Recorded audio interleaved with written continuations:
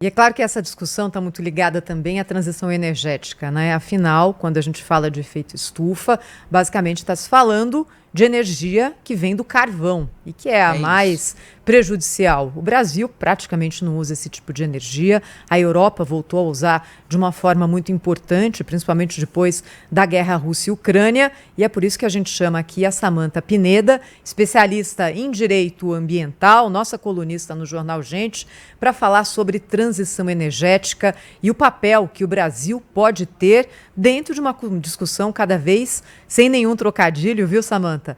Mais quente, não é? Afinal, em algum momento, isso vai ter que ser levado para frente, muito além do discurso. Até agora, tem muita gente falando e pouca gente fazendo. O que nós aqui, como país, podemos fazer, hein, Samantha? Bom dia. Bom dia, Thaís, Cláudio, Pedro, Sônia, casa cheia hoje, que delícia.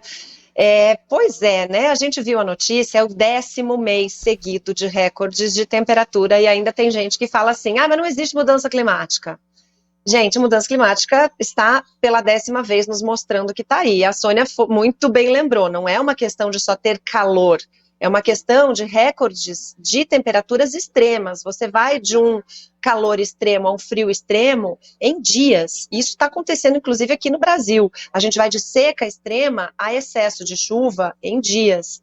Eu estou hoje na Tecnoshow comigo aqui em Goiás, em Rio Verde, participando de uma feira, uma das maiores feiras de agronegócio do nosso país.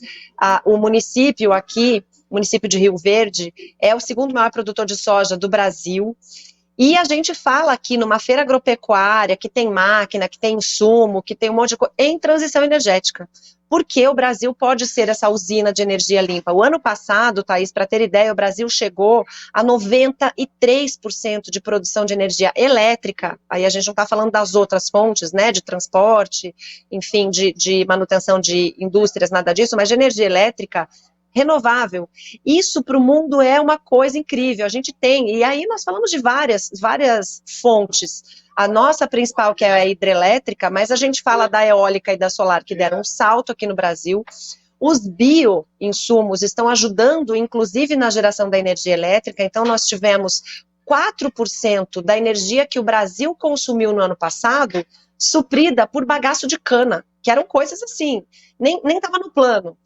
Só que o Brasil está atrasado. O Brasil precisa pegar essa bola que está no pé, na marca do pênalti, e fazer esse gol, porque nós estamos discutindo Lei do Combustível do Futuro, que é um pacote, o programa Combustível do Futuro, que é um pacote que fala de energia, inclusive para a aviação, que isso vai ser realmente um outro tema. A gente fala muito da questão de produção aí, mas a gente olha a questão dos aviões, tem um aplicativo que a gente vê os aviõezinhos que estão voando na Terra naquele momento, é assustador. E isso queimando querosene. E o Brasil tem o potencial de produzir esse biocombustível da soja, da canola, do milho, enfim, de várias outras fontes. Quando cria gado, esse resíduo pode virar biometano. Nós estamos aí na fronteira do hidrogênio verde como uma transformação de energia exportável e nós, infelizmente, não conseguimos colocar isso para rodar. Porque aí, eu vou falar aqui abertamente, porque a gente aqui no Jornal a gente faz isso, existe lobby de ANP, lobby de Petrobras, lá no Senado, onde está a Lei do Combustível do Futuro, para deixar um pouquinho para depois, para não acontecer tão rápido assim. E aí, sem uma visão de país, com uma visão setorizada, atrasada, infelizmente a gente precisa checar como está essa intenção e se esse plano tem um cronograma para acontecer. Se não, de novo, a gente vai usar aquela máxima que o Brasil é campeão em perder oportunidades, né? Mas, Samantha, bom dia, bem-vinda aqui ao nosso programa. O que a gente vê também são especialistas, inclusive, dizendo o seguinte, ó, na vida como ela é, não dá para abrir mão do petróleo, né? Não dá para abrir mão do petróleo. O Brasil não pode abrir mão da exploração de petróleo, sobretudo depois de descobrir reservas fantásticas nas proximidades da Amazônia, lá no oceano, né?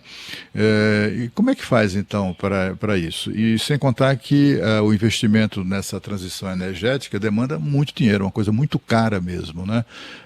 E aí os países se debatem, sobretudo países sem grana, como é o caso do Brasil, e com governo gastador, vai se debate diante daquele dilema. Vai fazer o quê? Vai investir em transição energética ou vai investir em programas sociais? Enfim, sei lá o quê, né? Esses dilemas permanentes, né?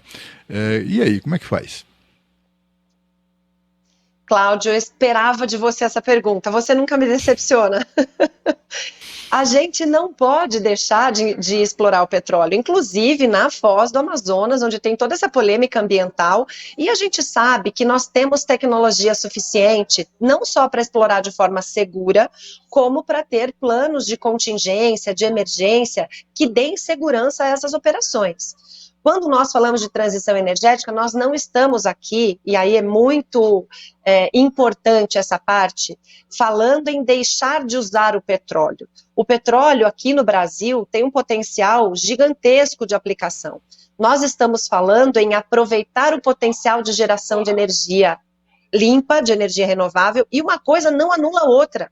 A gente precisa parar com essa questão que a gente pegou uma mania no Brasil, né, de polarização. Se você não é de esquerda, você é de direita. Se você é contra o Lula, você é Bolsonaro. Se você é contra o Bolsonaro, você é Lula. Não existe. Nós podemos fazer, a gente respira e come. A gente faz, nós andamos de carro elétrico, mas nós também temos ilhas aqui no Brasil, diversas, que funcionam a geradora a diesel. Então, não é uma questão de eliminação, é uma questão de soma, é uma questão de olharmos as oportunidades, investirmos na regulação, na tecnologia, em ter um caminho para o investidor, porque a gente não precisa escolher entre investir na exploração do petróleo, que nós já temos uma estrutura muito tecnológica, avançada, que são das nossas empresas estatais, a Petrobras, que tem aí, de ponta na exploração de petróleo, mas nós não precisamos deixar de explorar petróleo para fazer o que a gente precisa fazer no caminho da energia limpa.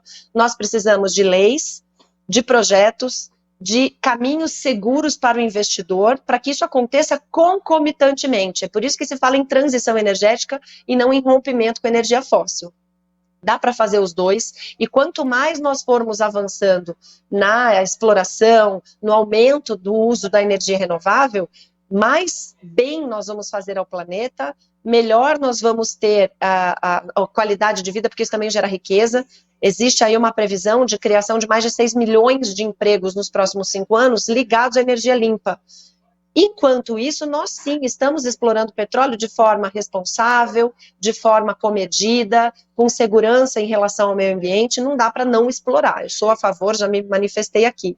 Então, vamos fazer as coisas ao mesmo tempo, né? Vamos fazer o que dá para fazer em todas as searas. Vamos brincar aqui que a gente é dona de casa olhando para o Brasil. Enquanto a roupa está batendo, a gente está lavando a louça e a comida está no fogão, né?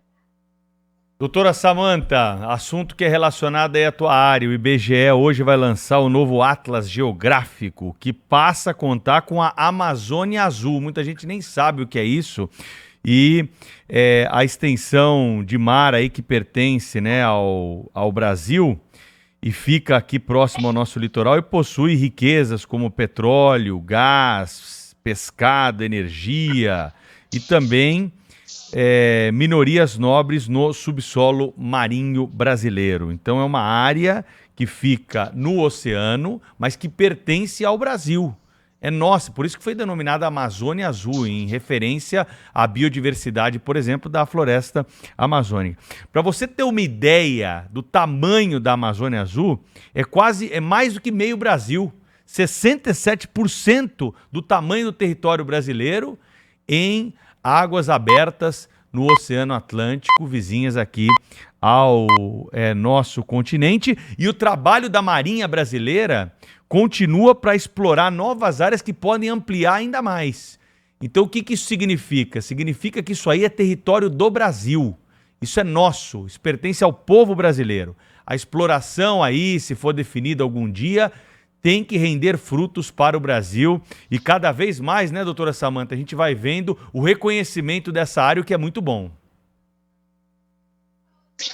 Excelente, Pedro. Nós precisamos entender que a Amazônia Azul não é só na região amazônica. Que bom que foi colocado o mapa para quem está nos acompanhando pelo Band News TV. Vai até o litoral sul, então é toda a extensão territorial do Brasil no seu litoral. E era terra de ninguém. Essa iniciativa de estabelecimento dos limites da Amazônia Azul é extremamente positiva, porque ali aconteciam crimes ambientais, por exemplo, como os navios soltavam a sua água de lastro, que é o seu esgoto, seu lixo, em locais onde era território brasileiro, e nós não tínhamos essa definição muito clara. A proteína que vem do peixe, né? Hoje nós temos o gado, nós temos os suínos, os frangos, mas a proteína pesqueira é uma proteína que ainda será uma das mais importantes para a população mundial, que cada vez mais cresce, precisa de proteína. Nós temos, como você falou, a questão dos minérios, a questão do petróleo, a questão do gás, que estavam lá sem qualquer mapeamento, sem qualquer conhecimento. Aquilo que a gente sempre defende aqui, é preciso que a gente mapeie e tenha um plano.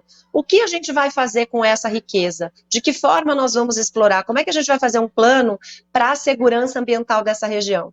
Então, eu acho que é uma luta de muito tempo. Existe uma disciplina em direito, que é o direito marítimo, que há anos defende essa delimitação para que nós tenhamos o controle para o bem e para o mal, né? Para a gente combater crime, para nós termos a questão de controle efetivo dessa situação que acontece aí muitas vezes nessa faixa, e que ninguém tinha um regramento para fazer a inibição desses crimes, muitas vezes ambientais, lixo, esgoto que vinha poluir as águas aqui do Brasil. A gente sempre tem uma corrente ascendente, que ela vai ali do sul para cima, e a gente acabava tendo poluições em praias do Nordeste sem saber de onde vinham. Então, excelente notícia, tanto economicamente falando, quanto ambientalmente falando. Lembrando que nós temos uma capacidade de geração de energia offshore, que a gente chama, que é instalação de usinas eólicas no mar, que vão poder, a partir de agora, ter o seu regramento definido, e a gente tem a capacidade, Pedro, de gerar o que o Brasil gera hoje de energia só nas usinas offshore, só colocando essas pás eólicas no nosso mar, que tem ventos, ondas, geração, né? Tem essa possibilidade de geração de energia riquíssima. Muito legal esse assunto, viu? Então, a partir de hoje, então, as nossas crianças, né, Cláudio, vão aprender na escola que o Brasil é aquele pedaço que a gente conhece, gigantesco, dentro da América do Sul, mas que também ocupa ali uma boa parte do mar, do qual a gente tem que cuidar e explorar para que isso traga riqueza para nós que moramos aqui, né, Cláudio? Isso começou lá em 1970, durante o regime militar, quando o governo, na ocasião, estabeleceu as 200 milhas marítimas como território nacional. Teve, inclusive, isso causou polêmica, uma polêmica internacional, muitos países diziam que não reconheciam isso, etc. e tal, mas assim, como mapa mesmo oficial que vai para escolas, como o Pedro nos trouxe, é a primeira vez, o que é muito interessante. Mas esse mapa a rigor foi estabelecido lá atrás, em 1970. O problema é a Marinha ter condições de patrulhar toda essa área. Não tem, né? Patrulhar de canoa, remo, não vai dar. E a gente sabe que os governos não têm investido em equipamento para a Marinha do Brasil. Samanta Pineda, advogada especialista em direito ambiental, sempre conosco aqui no Jornal Gente. Obrigada, Samanta. Boa semana, até a próxima, hein? Obrigada, gente. Bom dia, até. Beijo, Samanta. Tchau.